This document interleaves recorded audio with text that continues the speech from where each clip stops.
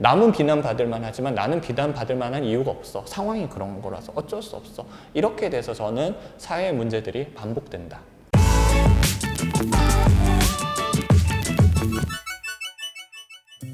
그래서 남 탓하는 심리 두 번째 실험이 뭔가요? 두 번째는 실험이라기보단 심리학에서는 거의 이제 정립된 이론에 대한 이야기를 조금 드리려고 해요. 뭐냐면 근본 귀인 오류. 이름은 좀 어려운데 사실 그렇게 어려운 이론은 아니고, 이건 인간이면 누구에게나 내재되어 있고 인간이면 누구에게나 나타나는 심리라고 거의 이제 여겨지고 있는 심리인데요. 어떤 심리냐면 딱 이거예요. 내가 어떤 잘못을 해. 그러면 상황 귀인을 해요. 그러니까 무슨 말이냐면 내가 어떤 잘못이 됐으면 이러이러한 상황 때문에 어쩔 수 없어서 이런 일이 생긴 거야. 그 원인 자체를 상황으로 돌린다라는 거예요. 근데 똑같은 잘못을 누가 하잖아요. 그러면 성향 귀인을 해요. 뭐냐면 이 사람이 원래 그런 나쁜 사람이고 별로인 사람이기 때문에 그런 잘못을 한 거야. 그러니까 같은 현상인데도 불구하고 내 문제는 상황 탓을 하고 다른 사람 문제는 그 사람 탓을 한다.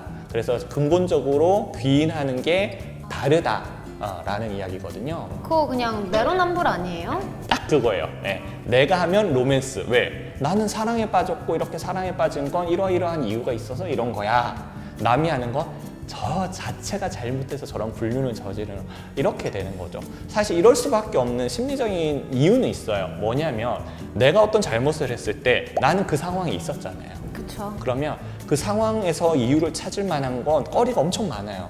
왜냐면 내가 직접 겪어봤기 때문에. 만약에 예를 들어서 로맨스 같은 경우에는 난 이 여자를 만나봤더니 정말 사랑을 할 수밖에 없는 여러 가지 이유들이 많단 말이에요. 근데 상대방이 한 거, 다른 사람이 한 거는 그 상황을 알지를 못해요. 그렇잖아요. 내가 거기서 끼어들어서 본 게 아니기 때문에. 그럼 그 사람을 상황 귀인을 하려고 해도 찾을 수가 없어요. 근데 성향 귀인은 쉽게 찾을 수가 있죠. 왜냐하면 그 사람은 계속 봐왔던 게 있기 때문에, 그걸 통해서 평가를 하기가 훨씬 쉽기 때문에 그래서 차이가 나는 것도 있고요. 또 이게 심리적인 편안함도 줘요. 내 문제를 내 탓이라고 하면 너무 괴로우니까. 괴롭고, 상대방 문제를 상대방 탓이라고 하는 건 별로 괴롭지가 않거든요. 그러니까 자꾸 이런 오류가 일어나는 건데, 사실 근데 이런 오류가 일어나면 결국 문제들이 저는 많이 생긴다라고 생각을 하거든요.